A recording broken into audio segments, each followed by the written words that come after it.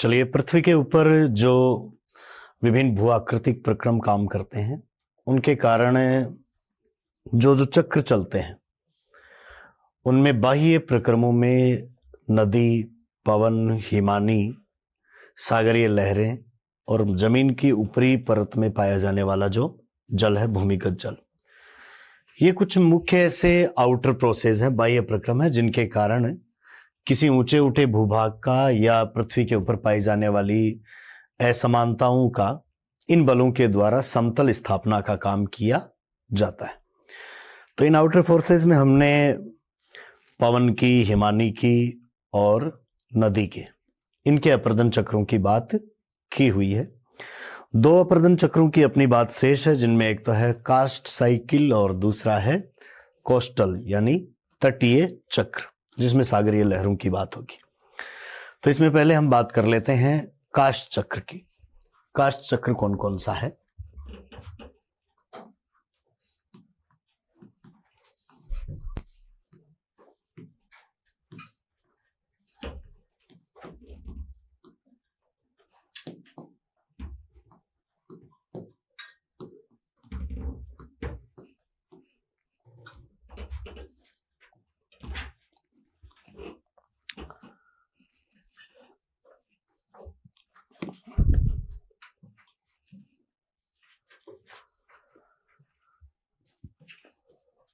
पृथ्वी के अंदर यदि हम देखें तो वैसे जलीय प्रक्रमों की बात करें तो जलीय प्रक्रमों में मोटे तौर पर तीन प्रकार के जलीय प्रक्रम आपके सामने आते हैं। एक नदी का जल, एक समुद्र का जल और तीसरा भूमिगत जल।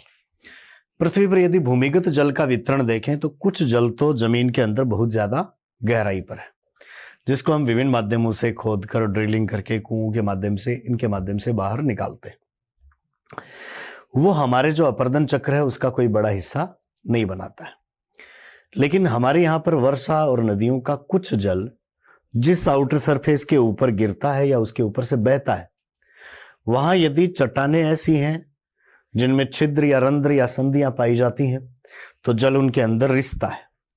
और यदि उन चट्टानों में घुलनशील पदार्थ पाए जाते हैं, तब जल उन घुलनशील पदार्थों को वहां से हटाकर कई प्रकार की स्थलाकृतियों का निर्माण कर देता है। सामान्यतः जहां पर चट्टानों में चूना या कैल्शियम पाया जाता है, वहां पर ये वर्षा के जल के या नदियों के जल का अवशोषण होकर और वो जल के साथ में चूना घुलकर जाता है, तो कई प्रकार के लैंडफॉर्म बनते हैं। तो चूना पत्थर वाले क्षेत्रों में या चूने की चट्टानों वाले क्षेत्र में जमीन के ऊपरी परत में पाया जाने वाला जल कई प्रकार की आकृतियों का निर्माण करता है। ऐसी आकृतियां हमें भूमध्य सागर के किनारे वाले जो देश हैं, यूगोस्लाविया, जिसका विशेषकर स्लोवेनिया का क्षेत्र, जिसको हम जानते थे कास्ट नाम के प्रदेश से, उस कास्ट प्रदेश में ऐसी बहुत सारी स्थलाकृतियां देखी गई जो भूमिगत जल के कारण थी। इसलिए इन स्थलाकृतिक चक्र का नाम ही क्या पड़ गया? कास्ट चक्र नाम पड़ गया। जबकि कास्ट एक ऐसी जगह है जहां पर इस तरीके की लैंडफॉर्म बनी हुई देखी गई थी। अब ऐसे लैंडफॉर्म आपको हर जगह देखने को नहीं मिलेंगे। कई विशेष जगहों पर ही बने हुए हैं जहां पर चट्टानों के पदार्थ पानी के साथ में घुलते हैं। और दूसरी बात यह कि मरुस्थलों में तो आपको बिल्कुल नहीं देखने को मिलेंगे, क्योंकि मरुस्थलों में तो इतना जल है ही नहीं कि इन चट्टानों के बीच में रिस कर वो कुछ आकृतियों का निर्माण कर सके। जहां पर पर्याप्त वर्षा होती है या सतह पर नदियों के रूप में जल चलता है, कई पर्वतीय क्षेत्रों में या मैदानी क्षेत्रों में, वहां पर ऐसी आकृतियां बन सकती हैं। तो कास्ट अपर्दन चक्र में हम बाकी अपर्दन चक्रों में जैसे बात करते हैं, वही प्रक्रियाएं आपको इसमें भी देखनी है। अपक्षयित चट्टानों का अपर्दन, उनका परिवहन और उनका निक्षेपण। इनमें अपर्दन और निक्षेपण के कारण कुछ स्थलाकृतियां बनती हैं, और उनमें भी प्रश्न आपको इसी तरीके का पूछा जाएगा कि निम्न में से कौन सी कार्स्ट स्थलाकृति है या कौन सी नहीं है। लैंडफॉर्म में से इसी तरीके का प्रश्न आता है, या सुमेलित करवा लेंगे, कास्ट की कौन सी है, पवन की कौन सी है, नदी की कौन सी है और हिमानी की कौन सी है। या आपको और ज्यादा एग्जामिनर गहराई में जाए तो इस तरीके से पूछ सकता है कि निम्न में से कौन सी अपर्दन की स्थलाकृति है और निम्न में से कौन सी निक्षेपण की स्थलाकृति है। इस तरीके का क्वेश्चन आपको किया जा सकता है। तो अगर आकृतियों के नाम भी याद हैं तो भी इस टॉपिक में पर्याप्त होते हैं। बाकी हम उसकी संरचना वगैरह कई चीजें देखते ही हैं। अब इस काष्ठ अपरदन चक्र में भी आप सबसे पहले चट्टानों का क्या देखेंगे? अपक्षय। तो अपक्षय की क्रिया तो यहां पर भौतिक, रासायनिक या जैविक किसी भी क्रिया से हो गई होगी। अपक्षय के बाद में यहां पर होगा क्या? इस भूमिगत जल द्वारा चट्टानों का अपरदन। अपरदन के बाद में क्या होगा? परिवहन। परिवहन के बाद में होगा क्या? निक्षेपण।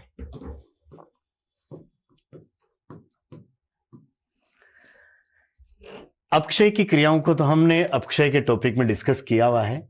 अपरदन के अंतर्गत देखें तो काष्ठ प्रदेश में अपरदन किस किस तरीके से होता है, तो वही प्रक्रियाएं जो आप नदी के चक्र में देखते हैं, वही सारी प्रक्रियाएं किस में देखी जाएंगी? काष्ठ चक्र में भी देखी जाएंगी। एक तो पानी के दबाव से भी चट्टानें टूटकर जा सकती हैं, एक पानी उन चट्टानों को खुद में घोलकर भी ले जा सकता है, घुलन क्रिया हो सकती है। एक इस पानी के साथ में चलने वाले जो अवसाद हैं वो चट्टानों से टकराकर वो उसको तोड़ सकते हैं, जिसको आप अपघर्षण कहते हो।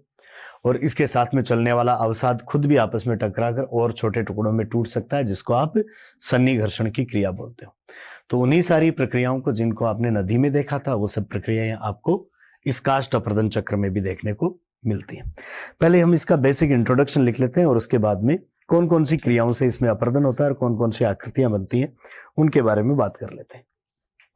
लिखिए।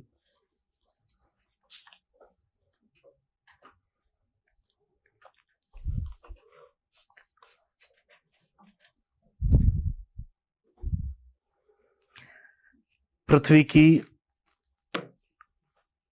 ऊपरी सतह में पाई जाने वाली, पृथ्वी की ऊपरी सतह में पाई जाने वाली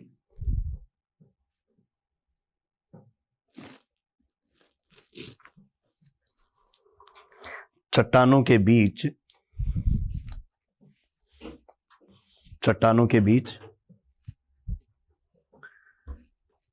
रिसते हुए जल द्वारा, चट्टानों के बीच रिसते हुए जल द्वारा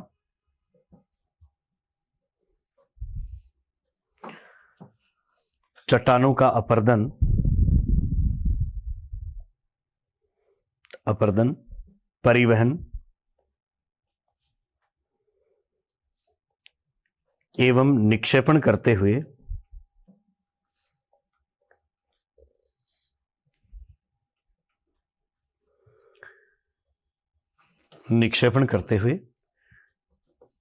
विभिन्न प्रकार की स्थलाकृतियों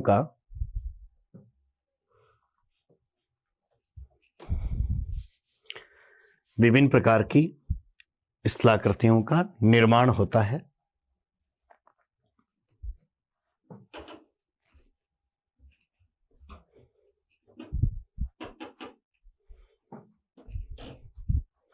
स्थलाकृतियों का निर्माण होता है। ये स्थलाकृतियां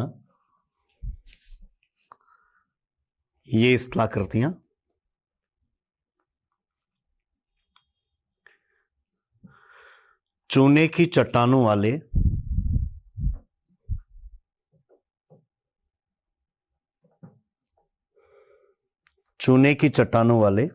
प्रदेशों में पाई जाती हैं।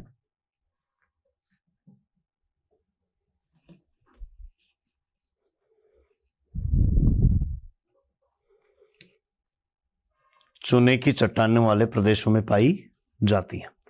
विशेषकर देखा जाए तो ये स्थलाकृति आपको जो भूमध्य सागर के तट पर युगोस्लाविया है, इस युगोस्लाविया के पश्चिमी तट पर, जो कि वर्तमान में स्लोवेनिया के नाम से जाना जाता है, इसका जो पश्चिमी तट था इसको हम जानते हैं किस नाम से? काष्ठ तट से। वहां पर ऐसी स्थलाकृतियां हमें देखने को मिली। तो ऐसी स्थलाकृतियां वर्ल्ड में और भी कहीं पाई जाती हैं, तो भी उनका नाम हम क्या रख देते हैं? काष्ठ स्थलाकृति रख देते हैं। लिखिए। युगोस्लाविया के पश्चिमी तट पर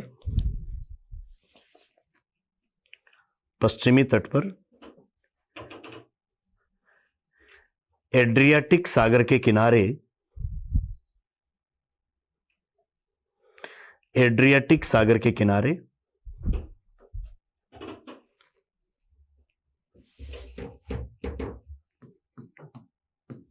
स्थित स्थित कास्ट प्रदेश, स्थित कास्ट प्रदेश, ब्रैकेट में लिखिए वर्तमान में स्लोवेनिया। कास्ट प्रदेश को अब हम किस नाम से जानते हैं? स्लोवेनिया के नाम से।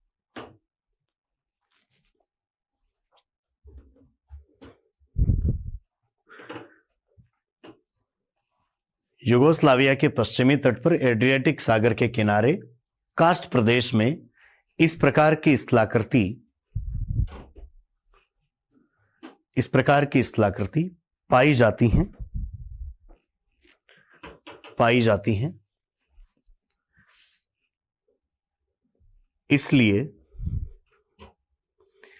इसलिए इन स्थलाकृतियों को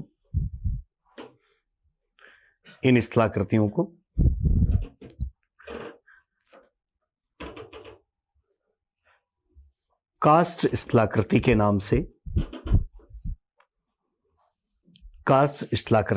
से जाना जाता है।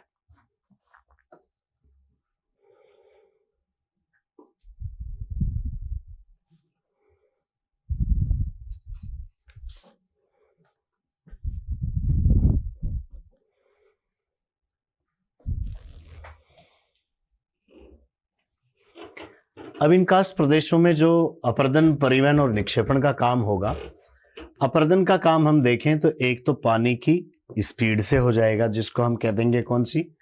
जल गति क्रिया या हाइड्रोलिक एक्शन। या इसके अलावा पानी चट्टानों को खुद अपने साथ घोलकर भी बहा ले जाता है, जिसको हम कह देंगे कौन सी? घुलन क्रिया। या उस पानी के साथ में चलने वाले जो कंकड़ पत्थर हैं वो चट्टानों को तोड़कर अपघर्षित करके और आगे ले जाते हैं, तो इसको हम कह देते हैं क्या? अपघर्षण। और यदि चट्टानों के साथ चलने वाले, ये पानी के साथ चलने वाले छोटे चट्टानी टुकड़े आपस में टकराकर और छोटे होते जाते हैं, तब उसको कह देते हैं सन्निघर्षण। तो कास्ट प्रदेश में भी अपर्दन की क्रिया जलगति क्रिया, घुलन क्रिया, अपघर्षण और सन्निघर्षण के रूप में होती है।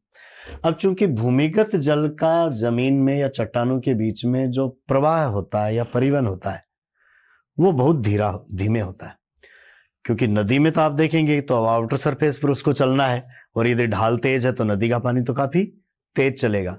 लेकिन ये पानी तो आप देखें तो चट्टानों के बीच में ये कटाव करके स्पेस बनाकर उसमें चलता है, तो इसमें स्पीड ज्यादा देखने को नहीं मिलती है। तो स्पीड कम होती है, इसलिए कास्ट प्रदेशों में परिवहन का कार्य कोई खास महत्वपूर्ण नहीं होता है। आगे चलकर हम निक्षेपण की क्रिया देखें तो इस जल के द्वारा जो भूमिगत चट्टानों में रिस गया है, अंदर कुछ गुफाएं बन जाती हैं जहां से चट्टान कटकर निकल गई हैं।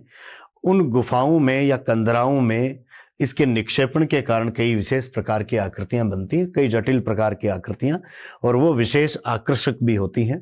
तो वो काफी ज्यादा महत्वपूर्ण आपको निक्षेपणात्मक आकृतियां मिल सकती हैं। लिखिए, कास्ट प्रदेशों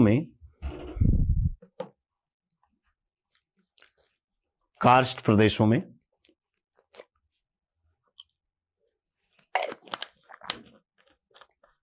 अपर्दन की क्रिया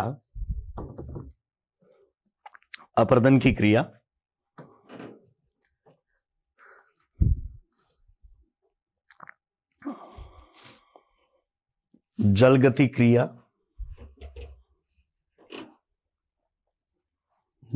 क्रिया, घुलन क्रिया,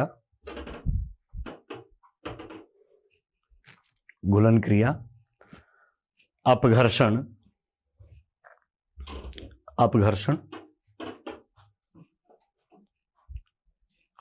व सन्निघर्षण, अपघर्षण व सन्निघर्षण के रूप में होती है।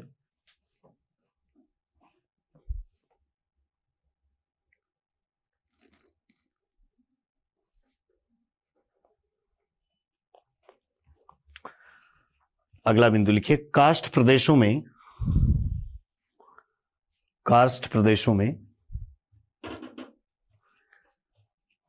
परिवहन का कार्य महत्वपूर्ण नहीं होता है। परिवहन का कार्य महत्वपूर्ण नहीं होता है?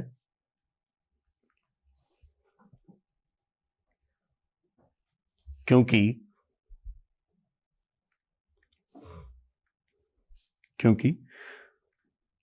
चट्टानों के बीच रिसते हुए जल का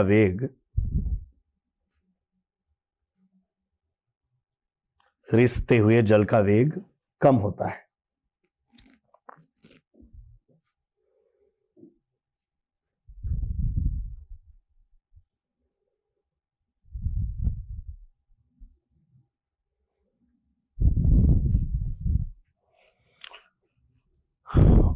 और अगला बिंदु लिखिए। अगली बात हम निक्षेपण के संदर्भ में लिखेंगे। लिखिए, काष्ठ प्रदेशों में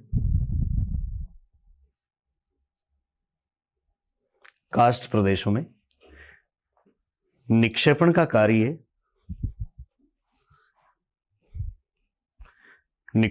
कार्य अधिक महत्वपूर्ण होता है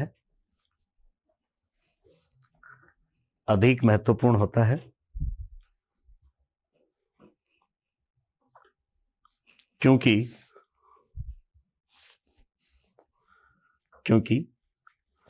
अपरदन के दौरान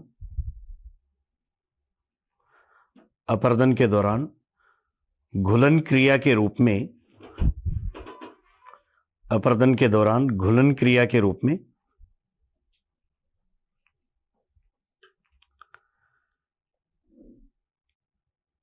कई रासायनिक पदार्थ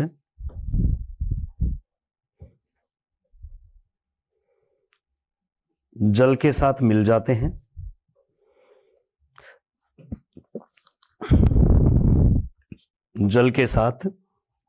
हैं।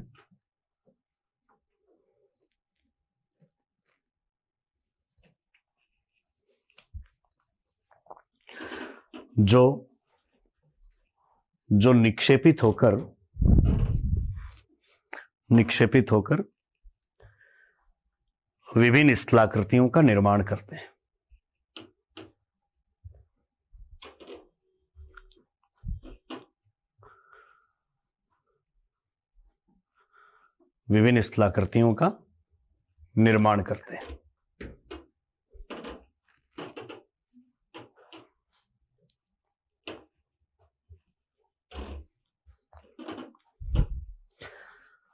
तो ये तो पूरे काष्ठ चक्र में 3 महत्वपूर्ण बातें हुई कि अपरदन कैसे होता है, परिवहन का कार्य किस प्रकार का है और निक्षेपण की स्थितियां क्या रहती हैं।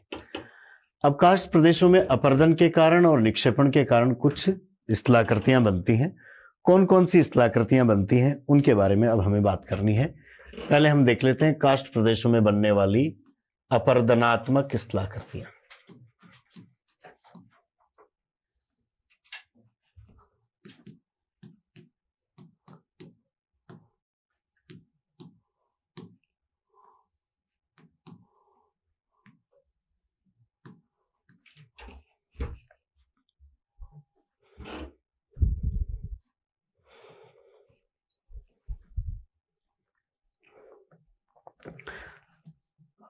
अब देखिए, जैसे ही चूने की चट्टानों वाले क्षेत्र में जमीन में पानी रिसेगा तो कैल्शियम या चूने को वो घोलेगा, लेकिन पूरी चट्टानों को वो एक साथ नहीं घोल पाता है। कुछ कठोर भाग रह जाते हैं, बीच बीच में से कुछ चूने के पदार्थों को घोलकर पानी नीचे रिस जाता है। इसके कारण जो सतह है वो थोड़ी उबड़ खाबड़ हो जाती है। कई जगह आप ऐसी देखेंगे कि बीच बीच में जहां भी कठोर थोड़ी चट्टानें थी उनको पानी ने छोड़ दिया और जहां भी मुलायम चट्टानों को घोल सकती थी उनको घोल लेता है। ऐसा करने से सतह काफी ज्यादा उबड़ खाबड़ ऐसे नुकीले कंटकों के रूप में बन जाती है। इस प्रकार की जो स्थलाकृति बनती है सतह के ऊपर, उस स्थलाकृति को हम कहते हैं लेपीज। लेपीज स्थलाकृति यदि कहीं पर बन जाती है तो उस सतह के ऊपर आप नंगे पांव नहीं चल सकते, क्योंकि ये नुकीले कंटक से हैं, ये आपको फिर चुभेंगे, क्योंकि बीच बीच में जो भी चूनायुक्त पदार्थ था वो पानी के साथ में नीचे की ओर रिस गया है। तो जमीन के ऊपर आप देखेंगे कि आपको कुछ ऐसी नुकीली ऊपर निकले हुए भाग दिखेंगे और उनके बीच में कुछ छोटी छोटी आपको दरारें दिखेंगी। इस तरीके की उबड़ खाबड़ स्थलाकृति बनती है, उसको लेपीज कहते हैं। ये जो उभरे हुए कांटेनुमा भाग हैं ये लेपीज हैं, और ये जो गर्त से बन गए हैं इनको हम क्लेफ्ट कहते हैं, इनको क्लेफ्ट के नाम से जाना जाता है। विभिन्न भागों में स्थानीय नामों के रूप में इनको अलग अलग नामों से जाना भी जाता है। ये स्थलाकृति हम यदि हिमानी की स्थलाकृतियों में देखें तो एक अरेत या तीक्ष्ण कटक आप पढ़ते हैं, तो उस अरेत या तीक्ष्ण कटक का भी जो ऊपरी सिरा है वो इसी तरीके की दरांती नुमा आकृति में या आरी नुमा आकृति में होता है, और ये सतह भी उसी आकृति में बन जाती है। तो ये दोनों आकृतियां थोड़ी सिमिलरिटी भी रखती हैं। हालांकि वो एक विस्तृत आकृति है जो कि ऊंचे पर्वतीय भागों में जहां पर भी दो विपरीत सर्क होते हैं उनके शीर्ष भाग जहां मिलते हैं या उनके पार्श्व भाग जहां पर मिलते हैं वहां पर ऐसा नुकीला किनारा बनता है। वो थोड़े बड़े रूप होते हैं और ये सामान्यतः आपको छोटे रूप देखने को मिल सकते हैं। तो लिखिए पहली आकृति लेपीज।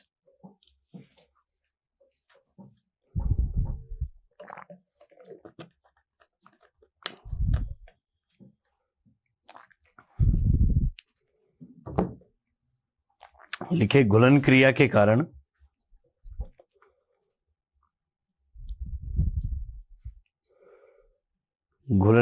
कारण ऊपरी सतह अत्यधिक उबड़ खाबड़ हो जाती है, अत्यधिक उबड़ खाबड़ हो जाती है।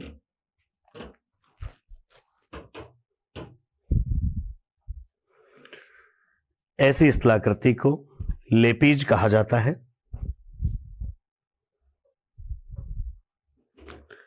लेपीज कहा जाता है। अब लेपीज में एक तो आपको ये ऊपर उठे हुए भाग दिखेंगे, इनको तो आप कह देते हैं क्या, शिखर या शिखरिका,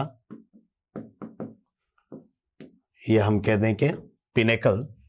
और एक नीचे धंसे हुए भाग होते हैं जिनको आप कह देते हैं क्या, विदर या क्लेफ्ट।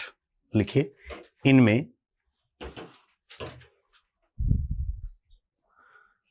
इनमें कुछ नुकीले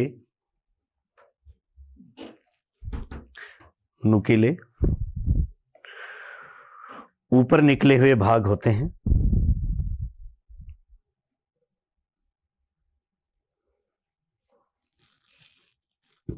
ऊपर निकले हुए भाग होते हैं जिन्हें शिखरिका या हम कह दें क्या, पिनेकल, शिखरिका कहा जाता है।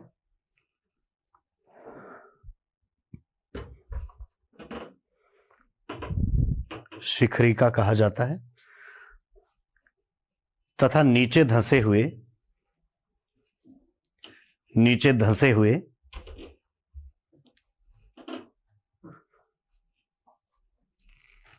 दरारनुमा भागों को,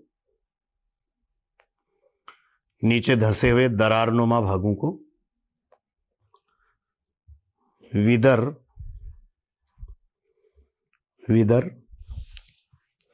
या क्लेफ्ट कहा जाता है।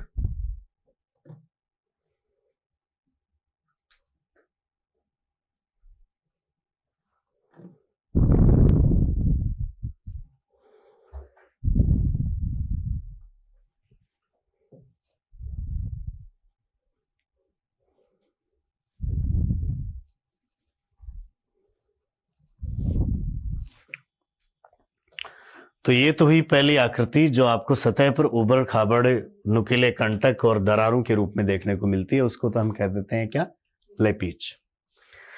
दूसरी आकृति की यदि हम बात करें जिसका नाम है डोलाइन,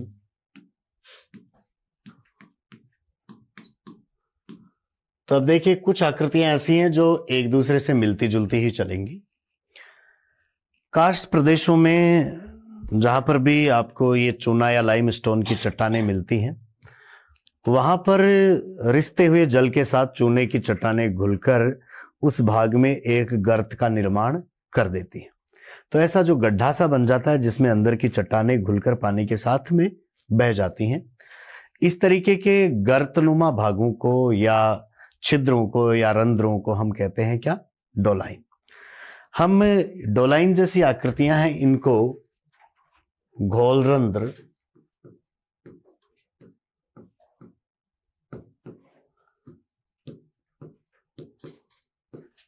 विलयन छिद्र, इन नामों से भी जानते हैं। डोलाइन को भी हम देखते हैं तो कई जगहों पर डोलाइन कहा जाता है, कई जगहों पर डोलिनास कह दिया जाता है।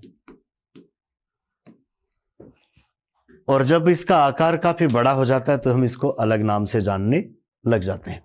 तो सामान्यतः एक कॉमन शब्दावली है इसकी, जिसको हम कहते हैं क्या, डोलाइन।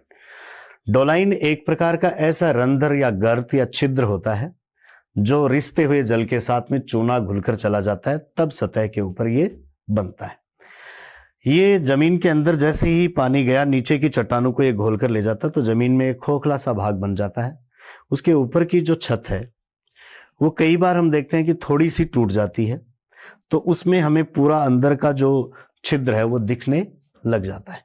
कई बार इसके ऊपर की छत है वो पूरी तरीके से टूट जाती है, क्योंकि ये स्थलाकृतियां जहां भी बनती हैं आपको ऊपर कुछ ऐसे छत दिख जाती है, लेकिन अंदर का मटेरियल कटकर चला जाता है और बहुत बड़ा आकार हो जाता है, तब तो एक कंदरा या गुफा बन जाती है वो। लेकिन छोटी छोटी आकृतियां भी जब बनती हैं तब हम उनको क्या कहते हैं, डोलाइन कहते हैं।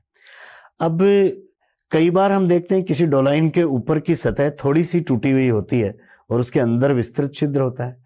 कई बार उसकी ऊपर की छत पूरी तरीके से टूट जाती है तो हमें पूरा गर्त स्पष्ट दिखाई देने लगता है। ऐसे सतह के ऊपर बहुत सारे डोलाइन बने होते हैं और कटाव के कारण धीरे धीरे उनका विस्तार होता रहता है। इस प्रक्रिया के चलते रहने से कई डोलाइन आपस में मिल जाते हैं तो बड़ा गर्त या बड़ा छिद्र बन जाता है, जिनको हम आगे चलकर अलग अलग नामों से, जैसे युवाला और पोलजे, इन नामों से जानते हैं। तो ये भी इसी प्रक्रिया के आगे बढ़ते हुए रूप आपको देखने को मिलते हैं। कई बार आप ऐसा देखते हैं कि कोई डोलाइन या छिद्र जो बना था उसके ऊपर की छत टूटी, उसके कारण जो छिद्र है वो एकदम आपको गोल दिखने के बजाय ऐसे ताराकार आकृति में दिखने को मिलता है, जिसको हम कॉकपिट या तारा आकृति का जो स्थलाकृति है, इन नामों से भी जानते हैं। पर एक कॉमन शब्दावली है, कई बार पूछ लिया जाता है कि डोलाइन किस प्रदेश में बनता है और कौन सी आकृति से बनता है, तो ये भूमिगत जल के कारण अपरदन से बनने वाली एक स्थलाकृति है। लिखिए डोलाइन।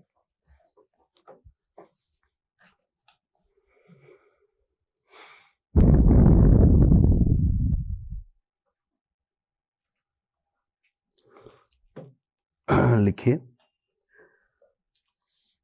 भूमिगत जल के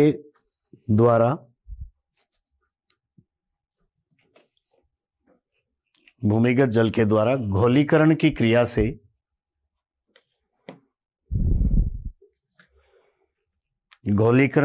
से कुछ छिद्र बनते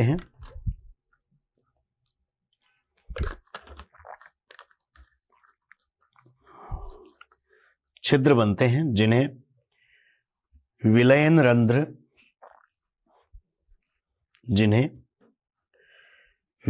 रंध्र या घोल रंध्र कहा जाता है।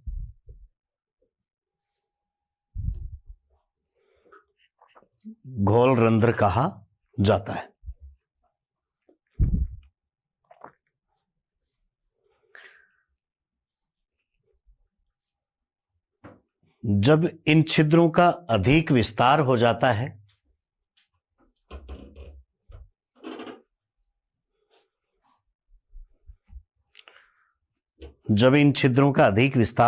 है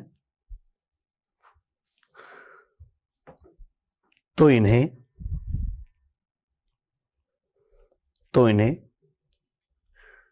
डोलाइन कहा जाता है।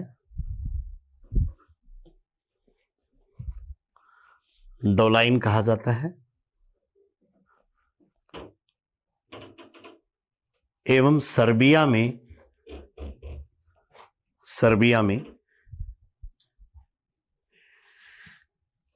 इन्हें डोलिनास भी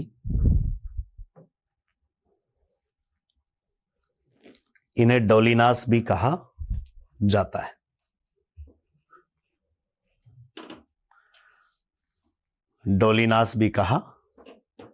है।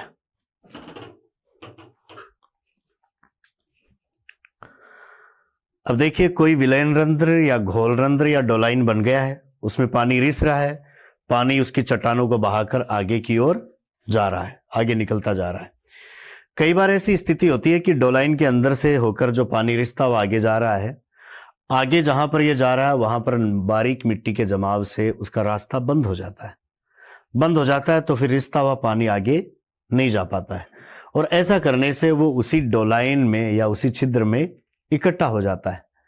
तो इस तरीके से एक झील सी बन जाती है, छोटी सी, और ऐसी झील को हम कह देते हैं क्या?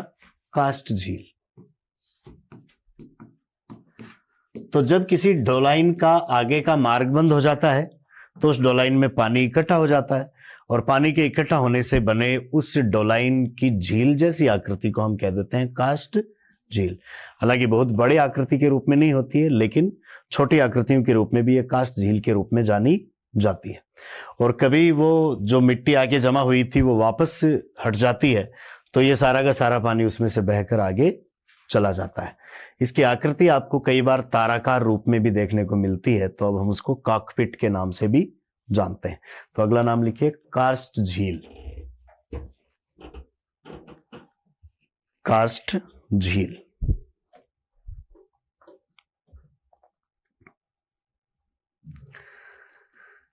लिखिए, कई बार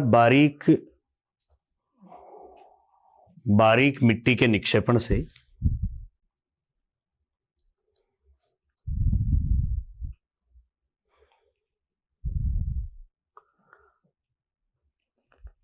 डोलाइन का निचला छिद्र बंद हो जाता है।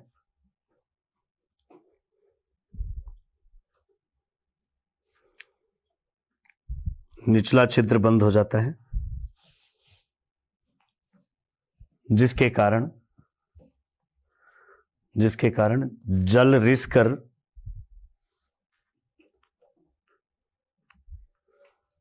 जल रिसकर नीचे नहीं जा पाता है। जल रिसकर नीचे नहीं जा पाता है,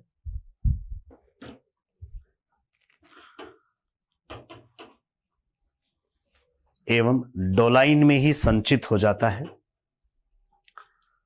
जल रिसकर नीचे नहीं जा पाता है एवं डोलाइन में ही संचित हो जाता है।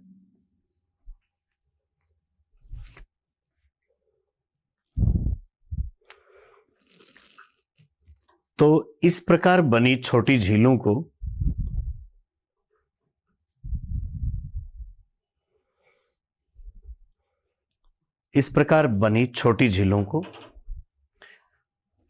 कास्ट झील कहा जाता है। इस प्रकार बनी छोटी झीलों को कास्ट झील कहा जाता है।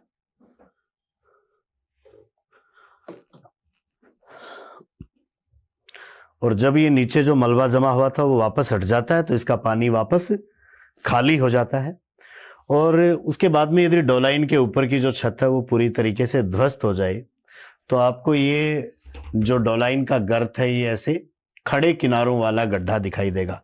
यानी सतह पर आप देखेंगे सामान्यतः झीलें होती हैं उनका तो तल आपको ऐसे मिलता है, लेकिन इसमें आप सतह के निकट जाकर देखेंगे तो आपको ऐसी बिल्कुल दीवार जैसी दिखाई देगी और अंदर पानी का जमाव था। पानी तो हो सकता है आगे निकल गया, लेकिन अब जो गड्ढा है उसके किनारे बिल्कुल खड़े हैं। ऐसे खड़े किनारों वाला जो गर्त होता है उसको हम कॉकपिट के नाम से भी जानते हैं। तो लिखिए, इसमें लिख लीजिए आगे, जब छिद्र को बंद करने वाला मलबा हट जाता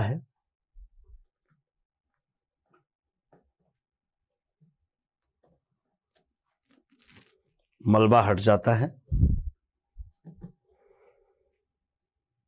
तो झील लुप्त हो जाती है।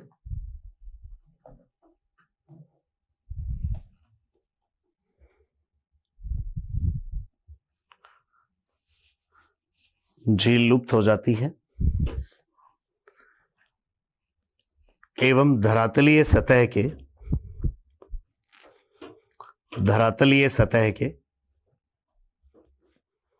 ध्वस्त होने से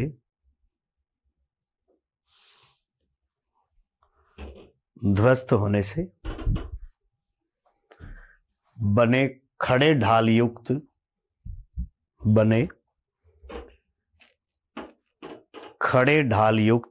गर्त को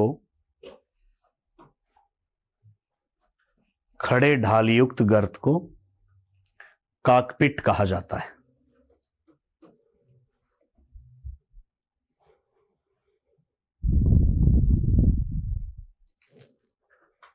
कॉकपिट कहा जाता है।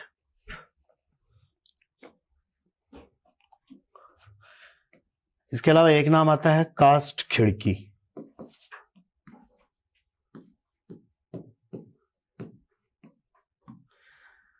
जब देखिए जमीन के अंदर जल का रिसाव हुआ, तो मान लीजिए इस पूरे एरिया से यहां से चट्टानें घुलकर चली गई, तो जमीन के अंदर ये एक छिद्र या घोलरंध्र या डोलाइन बन गया। अब इस डोलाइन में यदि ऊपरी सतह से कहीं भी मटेरियल धंस जाता है, तब आप ऊपर से ऐसे चल के आते हैं तो आपको यहां पर एक गर्त दिखता है, खड्डा दिखता है, और नीचे आपको एक विस्तृत डोलाइन दिखता है। तो नीचे स्थित इस डोलाइन को देखने के लिए सतह के ऊपर जो इस तरीके से छिद्र सा बन जाता है, उसको हम कह देते हैं कास्ट खिड़की।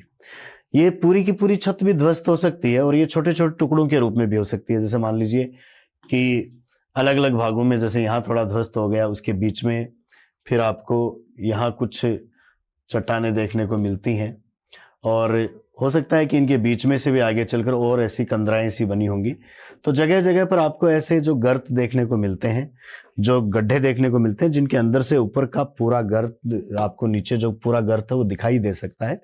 ऐसे अवलोकन करने वाले स्थानों को कह देते हैं क्या, कास्ट खिड़की। ये ठीक इस तरीके से जैसे कमरे के छत में कोई छेद हो जाए तो वो एक तरीके का क्या हो गया, खिड़की हो गया।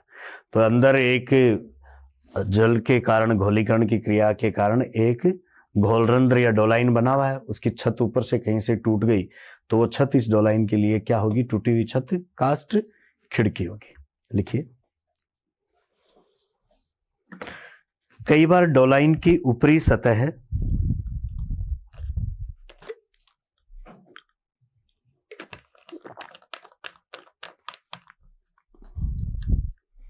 ऊपरी सतह ध्वस्त होने से, डोलाइन की ऊपरी सतह ध्वस्त होने से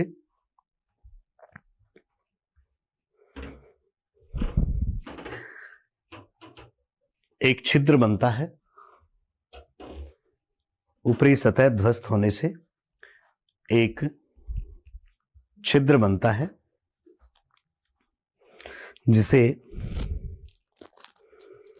जिसे कास्ट खिड़की कहा जाता है।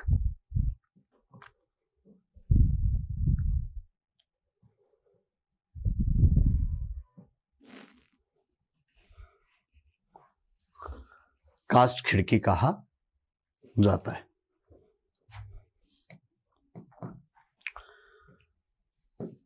इसके बाद में एक आकृति बनती है, उसका नाम है क्या, युवाला, या हम उसको कह सकते हैं सकुंड।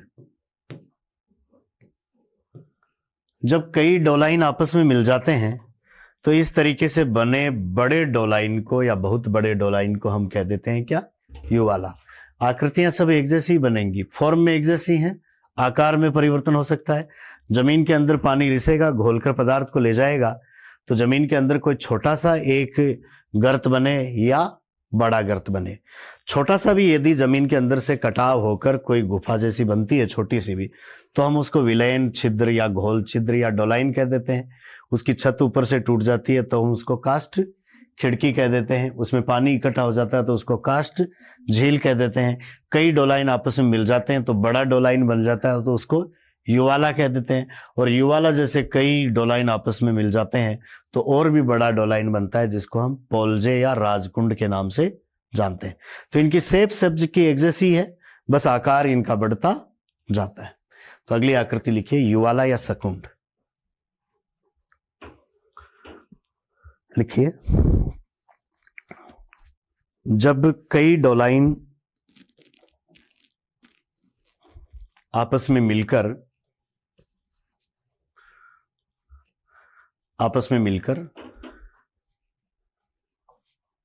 एक वृहत गर्त बनाते हैं, एक वृहत गर्त बनाते हैं,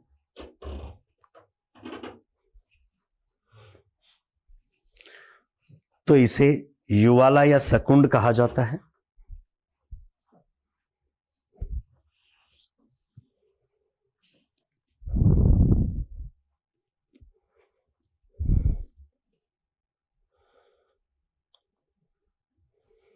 युवाला या सकुंड कहा जाता है।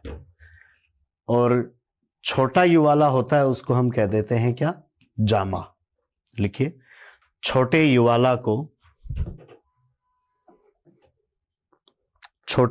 को जामा कहा जाता है।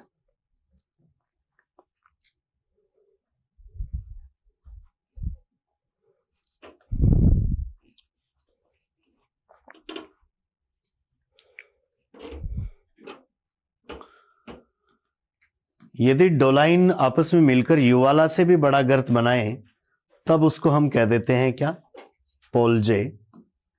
पोलजे या कई बार नाम आ जाता है पोलिये लिखा हुआ भी, या नाम आ जाए क्या, राजकुंड। तो ये भी एक प्रकार का डोलाइन ही है।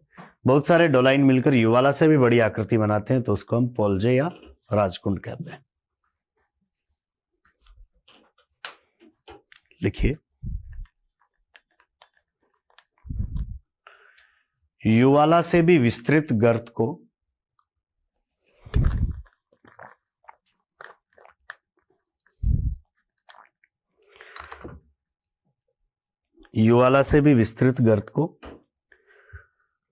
पोलजे या राजकुंड कहा जाता है।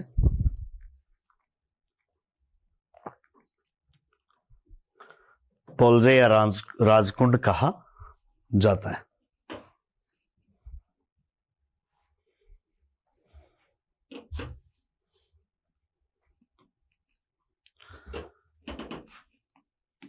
इसके बाद में अगली एक जो आकृति बनती है उसका नाम है धस्ती निवेशिका।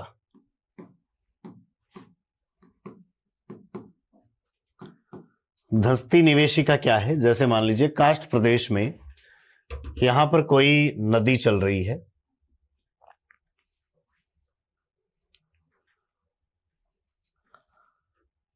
हम ये मान लें कि ये एक सतह के ऊपर किसका प्रवाह हो रहा है, नदी के जल का प्रवाह हो रहा है। और इस मार्ग में आगे चलकर बहुत सारे छोटे छोटे युवाला बने हुए हैं। तो जैसे ही पानी बहता हुआ आएगा और सामने युवाला आ गए तो पानी उन युवाला में अंदर चला जाएगा, यानी जो नदी आ रही थी वो जमीन के अंदर वहां से धंसना शुरू हो जाती है। इसको हम कह देते हैं धस्ती निवेशिका। अब यहां पर बहुत सारे युवाला इसके मार्ग में आ गए, हम यहां पर एक ऐसे दिखा रहे हैं, बाकी विस्तृत एरिया में बहुत सारे ऐसे हों तो वहां पर पानी नीचे चला जाता है। ठीक वैसे ही जैसे आपने एक जगह से दूसरी जगह की ओर पानी बहाया और आगे चलकर कुछ आपने खड्डे करके उनमें पाइप लगा दिए तो आता हुआ पानी उनके अंदर वहीं समा जाएगा, फिर और आगे नहीं जाएगा। ऐसी स्थिति में पानी तो इन युवाला में से होकर या डोलाइंस में से होकर नीचे से प्रवाहित होने लग जाता है और नदी के आगे की जो घाटी थी वो सूखी रह जाती है। यानी इस पानी को यहां से जाना था लेकिन यहां पर ये इन छिद्रों से होकर नीचे चला गया, तो आगे फिर घाटी आपको मिलती है कैसी, सूखी मिलती है। ऐसी घाटी को हम कह देते हैं अंधी घाटी। अंधी घाटी का मतलब है कि उसको दिखाई नहीं दिया, जो खड्डे आए उनके अंदर वो गिरती गई और आगे आपको घाटी में पानी देखने को नहीं मिल रहा है। लिखिए, धस्ती निवेशिका।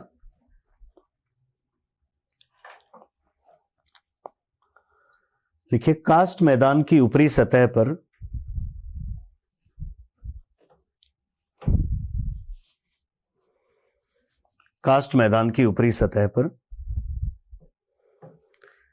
इतने अधिक घोल छिद्र होते हैं,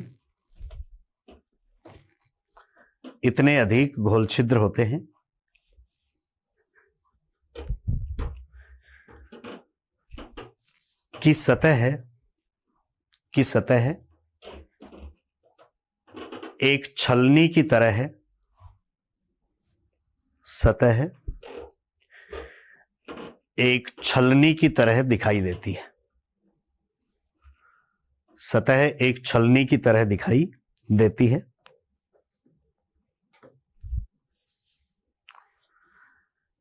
इन छिद्रों से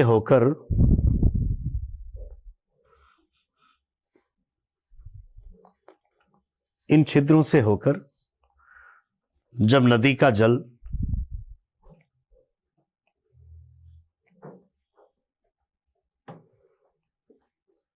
जब इन छिद्रों से होकर नदी का जल भूगर्भ में अंदर चला जाता है,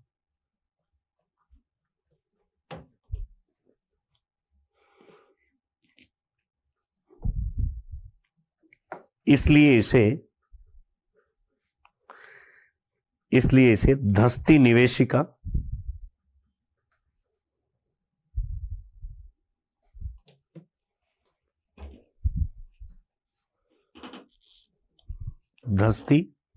निवेशिका कहा जाता है।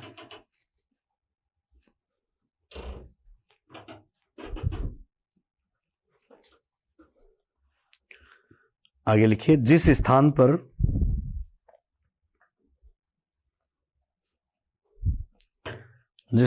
नदी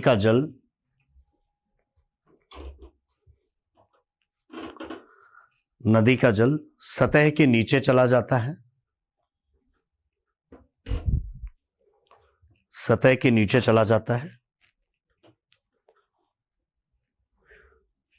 उससे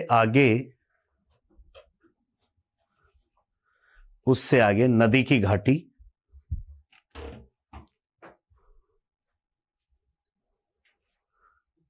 घाटी शुष्क रहती है,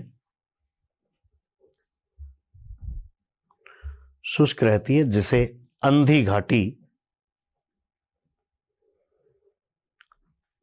अंधी घाटी कहा जाता है।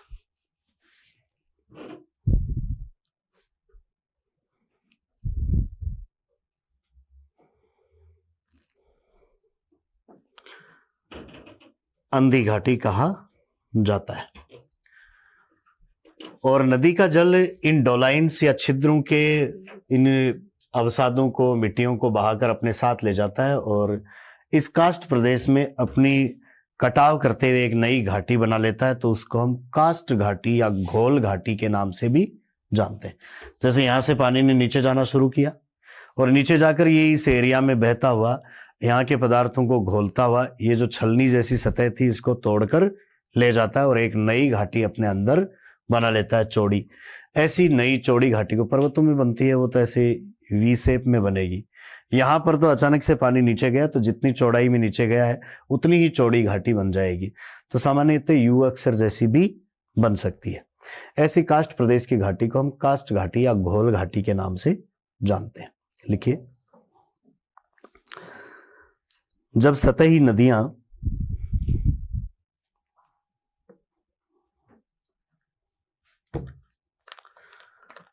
कास्ट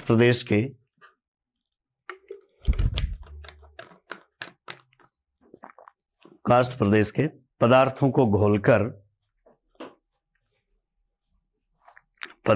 घोलकर चौड़ी घाटी का निर्माण कर लेती है,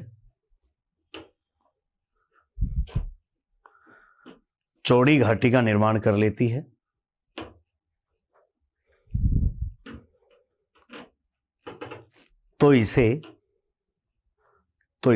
कास्ट घाटी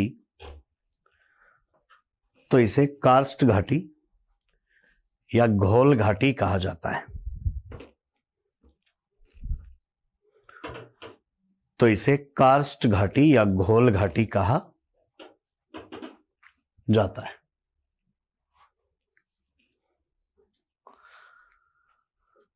तो ये सब आकृतियां नदी की घाटी से रिलेटेड हैं। नदी का पानी यदि डोलाइन्स या विलयन छिद्र या घोल छिद्र से होकर नीचे जाए तो उसको धंसती निवेशिका कह देते हैं। इसके कारण आगे की घाटी शुष्क रह जाए तो उसको अंधी घाटी कह देते हैं।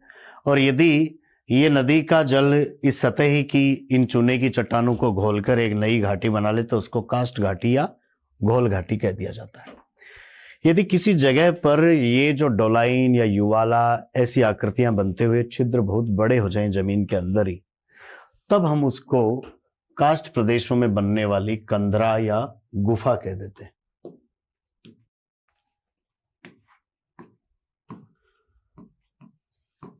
कंदरा या हम कह दें गुफा।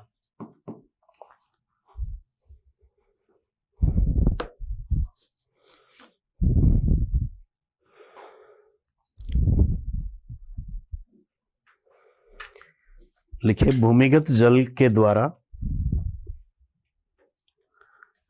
भूमिगत जल के द्वारा अपरदन के कारण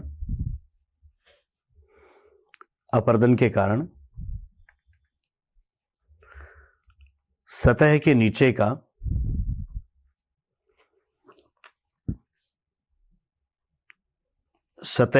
का विस्तृत भूभाग अपरदित हो जाता है।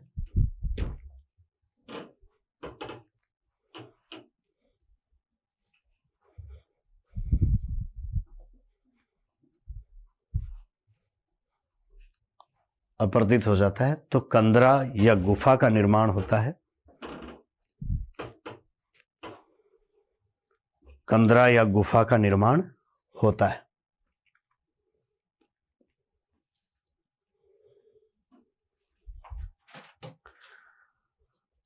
और यदि इस कंदरा की छत जगह जगह से टूट जाए और कुछ जगहों से बची रहे एक पार से दूसरे पार जाने के लिए, तो इस तरीके से बनी हुई आकृति को हम प्राकृतिक पुल कह सकते हैं।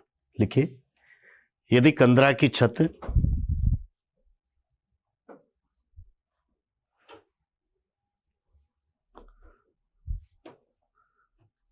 विभिन्न स्थानों पर टूटी हुई हो,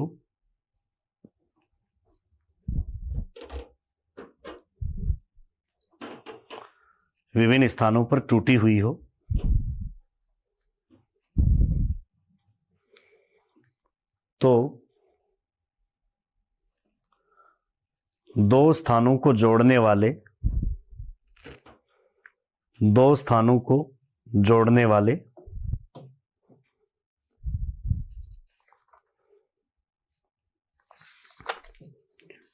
कंदरा की छत के भाग को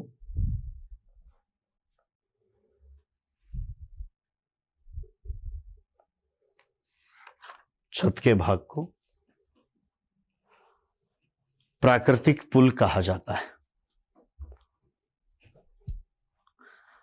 प्राकृतिक पुल कहा जाता है।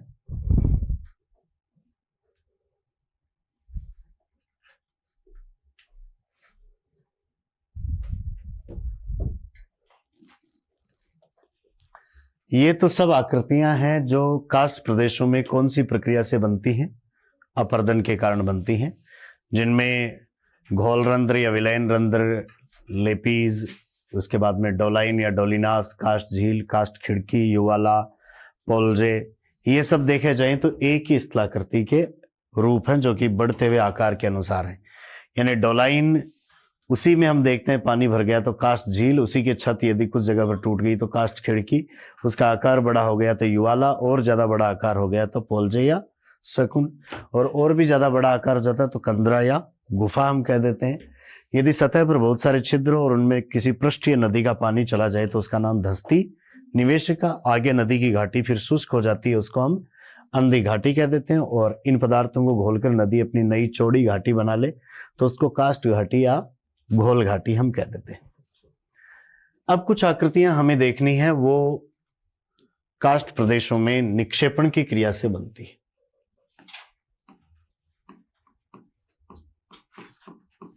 निक्षेपणात्मक स्थलाकृतियां।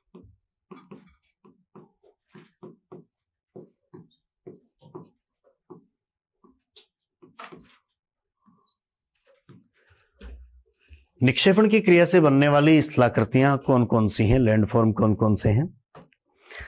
जो भी निक्षेपण से बनती हैं उनको सम्मिलित रूप से तो हम कहते हैं स्पीलियोथेम। अब इन आकृतियों में देखा जाए तो दो नाम सबसे ज्यादा महत्वपूर्ण है। आप कभी भी कास्ट प्रदेश की गुफाओं में जाकर देखेंगे तो वहां पर जो गुफा की या कंदरा की छत है उससे पानी टपकता है नीचे, और वो पानी यहां पर नीचे गिरता है।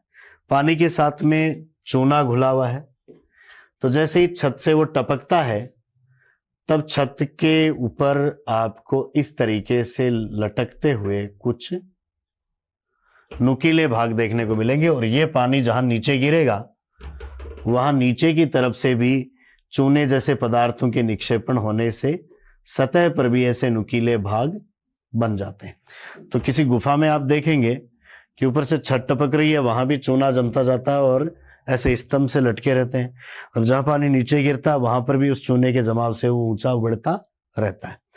इन आकृतियों को हम क्रम से स्टेलेक्टाइट और स्टेलेग्माइट के नाम से जानते हैं। और कई बार जैसे यहाँ से पानी टपक रहा है, यहाँ गिर रहा है, तो ये दोनों आपस में एक दूसरे की ओर बढ़ते बढ़ते आपस में मिल जाते हैं। तो कंदरा के गुफा के फर्श से उसकी छत तक एक खंबा सा बन जाता है, जिसको हम कंदरा स्तंभ के नाम से जानते हैं। इनके निकट ही हम देखें तो कुछ छोटे छोटे इस तरीके के स्टेलेग्माइट या स्टेलेक्टाइट बनने शुरू होते हैं। इनको हम फिर छोटी आकृतियों के रूप में फ्लोस्टोन और जो आपके आगे कंदरा की जो मुख है इसके ऊपर जो जमा होता है, जिसको हम ट्रेवर्टाइन और टूफा के नाम से जानते हैं। ये कुछ और नाम आपको मिलते हैं, लेकिन मुख्य नामों में स्टेलेक्टाइट और स्टेलेग्माइट दो नाम आते हैं। लिखिए, निक्षेपणात्मक स्थलाकृतियां, और लिखिए इसके सामने, चूना पत्थर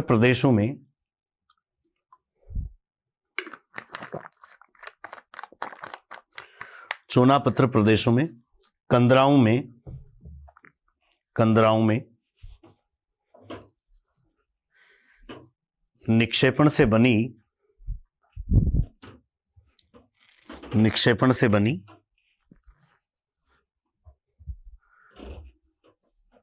सभी स्थलाकृतियों को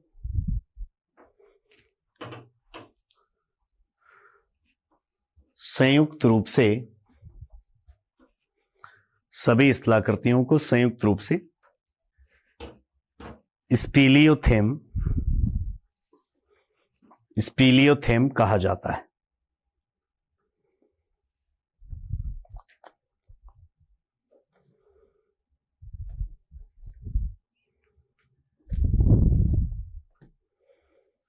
स्पीलियोथेम कहा जाता है। इनमें से कुछ मुख्य स्थलाकृतियां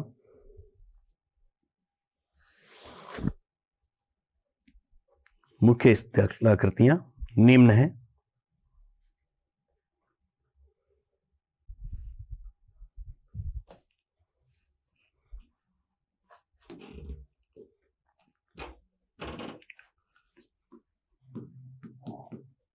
पहला नाम लिखिए, ड्रिप स्टोन।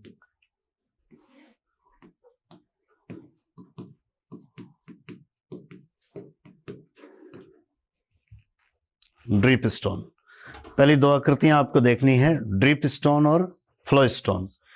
फिर इनका आकार विस्तृत होगा तो ये बनेगी स्टेलेक्टाइट और स्टेलेग्माइट बनेंगी। इनके आसपास ही जो छोटी आकृतियां होंगी वो हेलेक्टाइट और हेलेग्माइट के नाम से जानी जाएंगी। तो लिखिए, ड्रिप स्टोन। लिखिए इसके सामने, कंदरा की छत से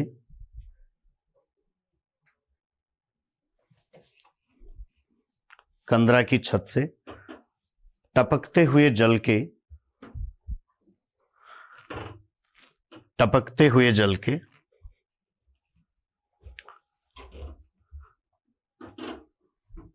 चूनायुक्त निक्षेप को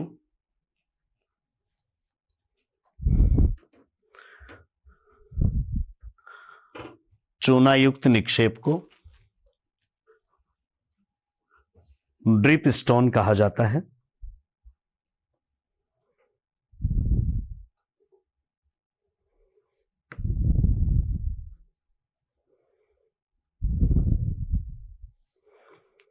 और अगला नाम लिखिए, फ्लो स्टोन।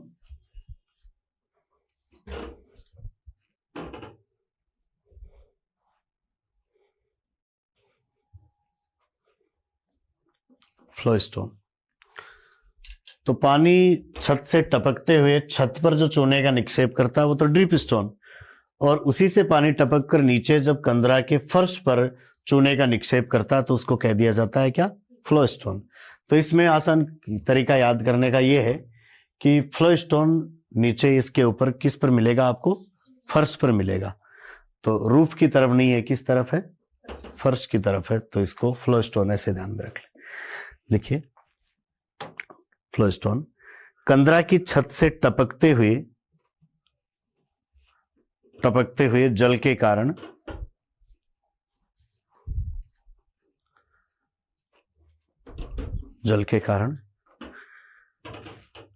कंदरा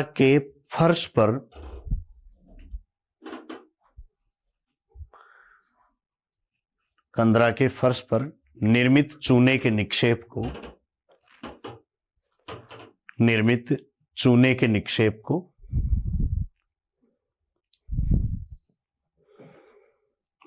को फ्लोस्टोन कहा जाता है।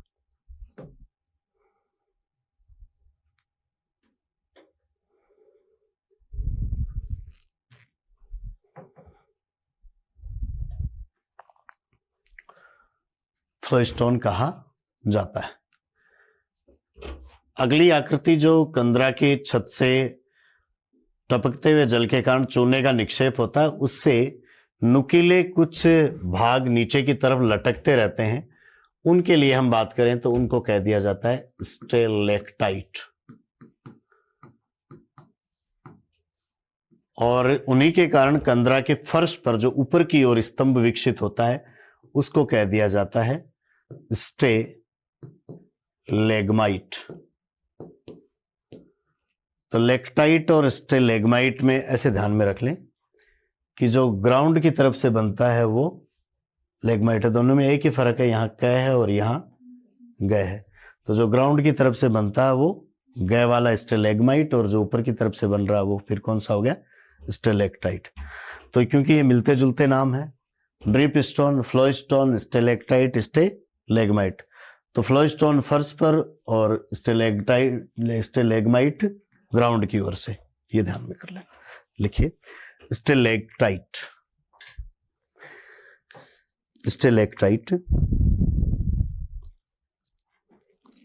लिखिए कंदरा की छत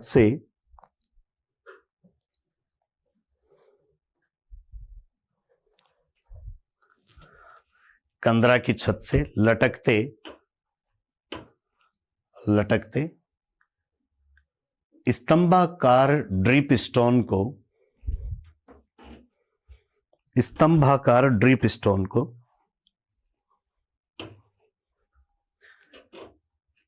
स्टेलेक्टाइट कहा जाता है।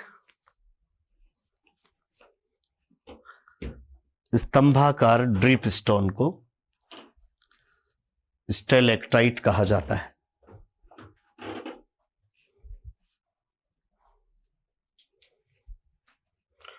और इसी तरीके से कंदरा के फर्श से ऊपर की ओर उठते हुए स्तंभाकार फ्लोस्टोन को स्टेलेग्माइट कहा जाता है। अगला लिखिए स्टेलेग्माइट।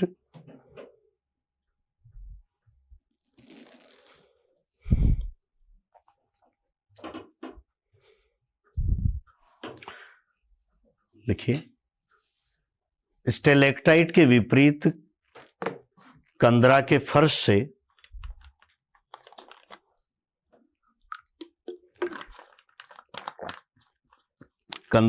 से ऊपर की ओर बढ़ते हुए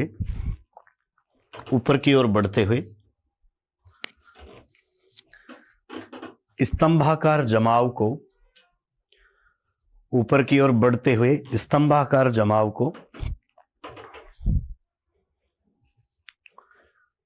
स्टेलेग्माइट कहा जाता है।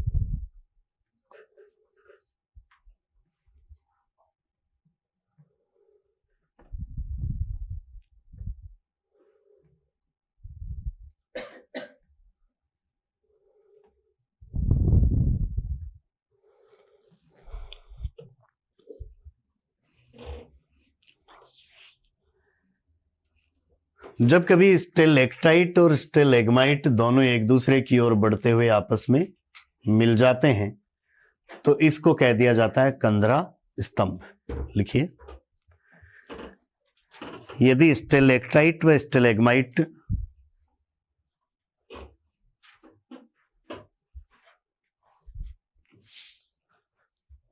दोनों आपस में मिल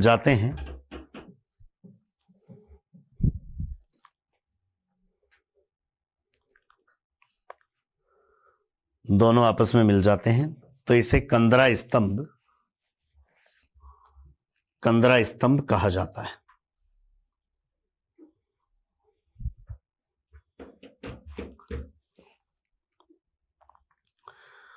कंदरा स्तंभ कहा जाता है।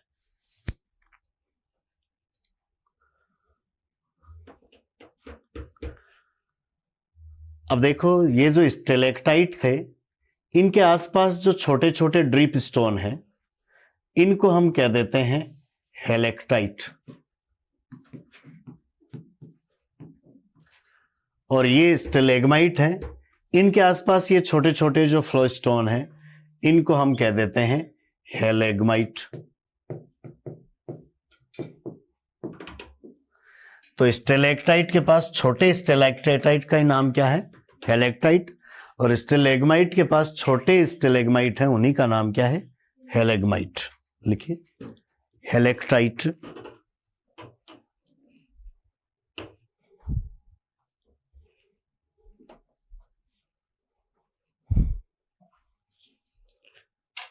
लिखिए, कंदरा की छत से लटकते हुए, कंदरा की छत से लटकते हुए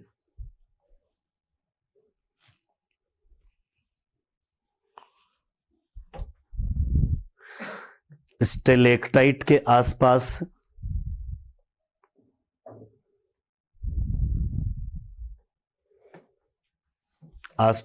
निर्मित ड्रिप स्टोन को, आसपास निर्मित छोटे ड्रिप स्टोन को, छोटे ड्रिप स्टोन को हेलेक्टाइट कहा जाता है। हेलेक्टाइट कहा जाता है।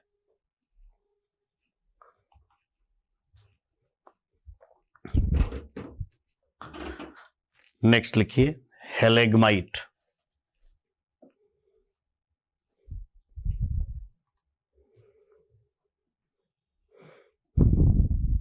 और इसके सामने लिखिए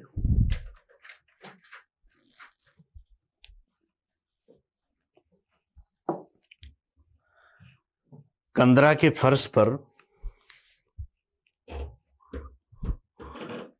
कंदरा के फर्श पर स्टेलेग्माइट के निकट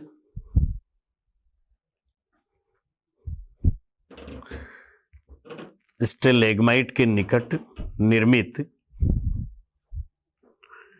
निर्मित छोटे जमाओं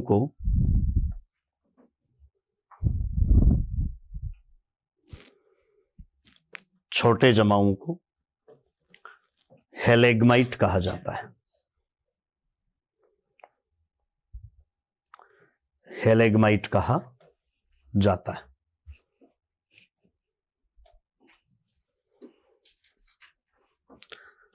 अब देखिए, कंदरा की छत, फर्श, इनके ऊपर ये तो कुछ स्तंभाकार जमाव हो गए।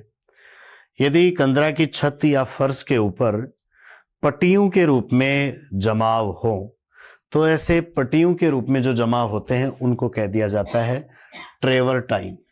क्या नाम दिया जाता है? ट्रेवर्टाइन। और यदि कंदरा के मुख के आसपास जो मुलायम ट्रेवर्टाइन का जमाव होता है, उसको कह दिया जाता है क्या? टूफा। तो अगली आकृति लिखिए, ट्रेवर्टाइन। ट्रेवर्टाइन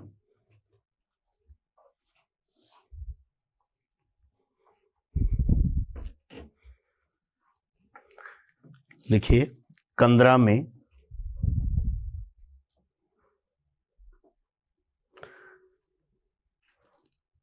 पट्टीदार चूने के जमाव को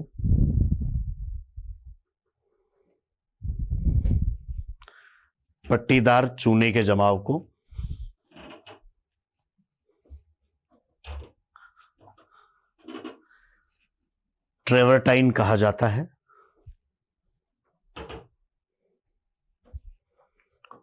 ट्रेवर्टाइन कहा जाता है।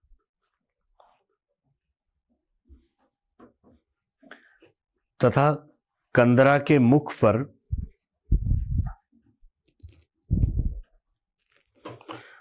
कंदरा के मुख पर निक्षेपित, कंदरा के मुख पर निक्षेपित कोमल ट्रेवर्टाइन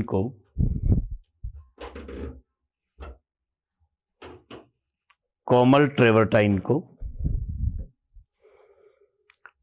टूफा कहा जाता है।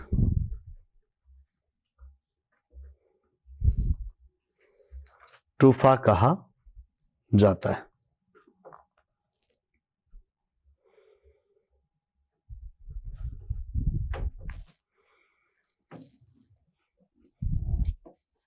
ये चूने की चट्टानों वाले प्रदेश में कंदराओं में बनने वाली कुछ विशेष स्थलाकृतियों की बात हुई निक्षेपण के कारण, और उससे पहले कुछ आकृतियां हमने देखी अपर्दन के कारण। ऐसा प्रश्न कभी रेयर केस में आया है कि आपको किसी आकृति की विशेषता देकर यह पूछा जाए कि इसका नाम क्या है। बाकी निक्षेपण के रूप में आपको ध्यान में रखना है क्या, drip stone, flow stone, stalactite, stalagmite, helictite, heligmite, travertine, tufa. ये जमाव अलग तरीके के हैं। ट्रेवर्टाइन है, ये पट्टीदार रूप में है, और ये आपको ऐसे नुकीले जमाव देखने को मिलते हैं। तो वो ड्रिप स्टोन और फ्लो स्टोन के कारण जब छोटे रहते हैं तब तो हेलेक्टाइट और हेलेग्माइट है, और बड़े हो जाते हैं तो स्टेलेक्टाइट और स्टेलेग्माइट है, और आपस में जुड़ जाते हैं तो कंदरा स्तंभ है।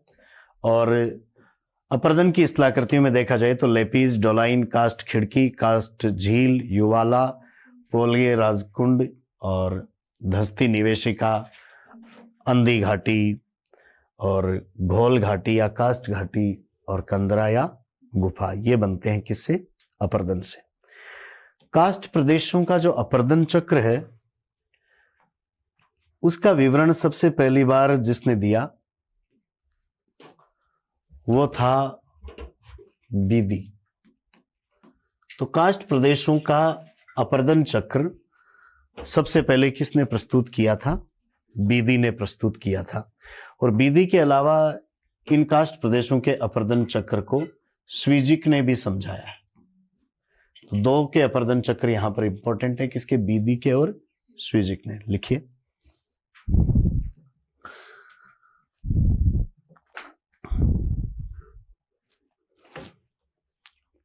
सर्वप्रथम अमेरिकी विद्वान बीदी ने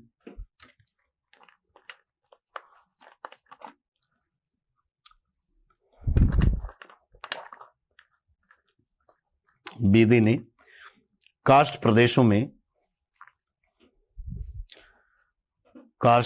में अपर्दन चक्र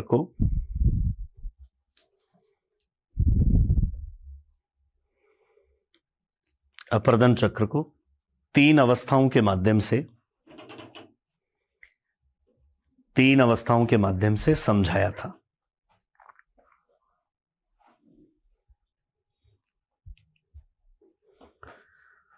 वही जैसे आप नदी में देखते हैं तरुणावस्था, प्रौढ़ावस्था और जीर्णावस्था। लेकिन स्वीजिक ने तरुणावस्था, प्रौढ़ावस्था, उत्तर प्रौढ़ावस्था और जीर्णावस्था करते हुए चार अवस्थाओं के माध्यम से कास्ट अपर्दन चक्र को समझाया था। तो दूसरा विद्वान कौन है, स्वीजिक। लिखिए, तथा इसके बाद स्वीजिक ने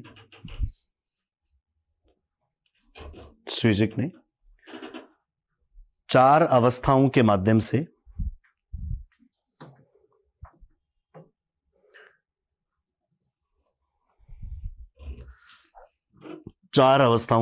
से कास्ट अपर्दन चक्र को समझाया है।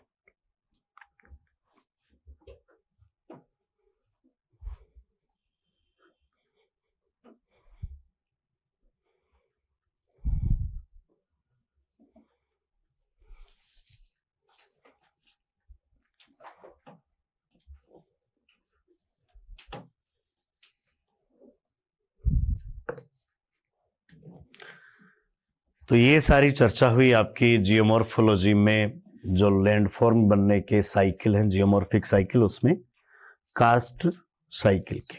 एक प्रश्न आपको इस कास्ट साइकिल में भी पूछा जाएगा, आपको नदी, हिमानी, पवन, इनके माध्यम से जो पूछे जाते हैं उनमें, और कई बार मिश्रित भी पूछ लिए जाते हैं। सभी का प्रश्न एक साथ भी हो जाता है। 4 आपको प्रक्रम दे दिए जाते हैं, 4 आपको स्थलाकृतियां दे दी जाती हैं और पूछा जाता है कि कौन सी स्थलाकृति कौन से भूआकृतिक चक्र के दौरान बनती है। कास्ट प्रदेशों की अपनी बात कंप्लीट हो चुकी है। इसके अलावा सागर तटीय भागों में कौन कौन सी स्थलाकृतियां बनती हैं, कैसा प्रोसेस चलता है, उसके बारे में अपनी बात शेष है। तो जियोमॉर्फोलॉजी में वो एक छोटा सा बिंदु ही अपना शेष है। जो जियोमॉर्फिक हैजार्ड है, आपको टॉपिक दिया गया है भूआकृतिक प्रकोप। तो भूआकृतिक प्रकोपों की हम सम्मिलित रूप से बात इन्वायरमेंटल हैजार्ड्स में कर चुके हैं। भूआकृतिक प्रकोप में ये आते हैं भूकंप, ज्वालामुखी, भूस्खलन, हिमस्खलन, ये आपको भूआकृतिक प्रकोप के रूप में देखने को मिलते हैं और इनकी हमने एक साथ व्याख्या कर ली है इन्वायरमेंटल हैजार्ड्स के रूप में, क्योंकि उसमें हमने दोनों तरीके के देखे थे, भूआकृतिक भी और पर्यावरणीय भी देखे थे। और इसके अलावा पृथ्वी से बाहर की ओर से आने वाले प्रकोप हैं, उनकी भी बात की थी। तो 3 प्रकोप आपने देखे ही थे, एक पृथ्वी से बाहर के जैसे उल्कापिंडों के टकराने के, वो एक भूआकृतिक जिनमें आपने ये सारे भूकंप, ज्वालामुखी, भूस्खलन, हिमस्खलन ये देखे थे, और एक वायुमंडलीय जिनमें आपने वायुमंडलीय तूफानों के, इनके बारे में, सूखा, बाढ़, इनके बारे में बात की थी। तो जियोमॉर्फिक हैजार्ड की अपनी बात हुई है। जियोमॉर्फोलॉजी में आपका एक टॉपिक शेष है, हालांकि लंबा तो नहीं था, मैंने तो ये सोचा था कि आज दोनों ही हो जाएंगे, लेकिन जब किसी भी टॉपिक पर हम बात करते हैं तो उसमें टाइम अपनी जो आशा होती है उससे ज़्यादा ही लग रहा है। तो सोचा ये गया था कि दोनों आधे आधे घंटे के से टॉपिक हैं, ज़्यादा लंबे नहीं है, लेकिन हुआ नहीं है। सागरीय तटीय भागों का जो अपर्दन चक्र है वो लगभग आधे घंटे की अपनी चर्चा है, जो कल मॉर्निंग में कर लेंगे। और उसके अलावा आपकी इकोनॉमिक ज्योग्राफी के जो पार्ट हैं बचे हुए वो स्टार्ट कल करेंगे। बाकी फर्स्ट पेपर का आपका जितना भी मटेरियल था वो लगभग कंप्लीट हो चुका है, आधे घंटे की चर्चा अपनी शेष है।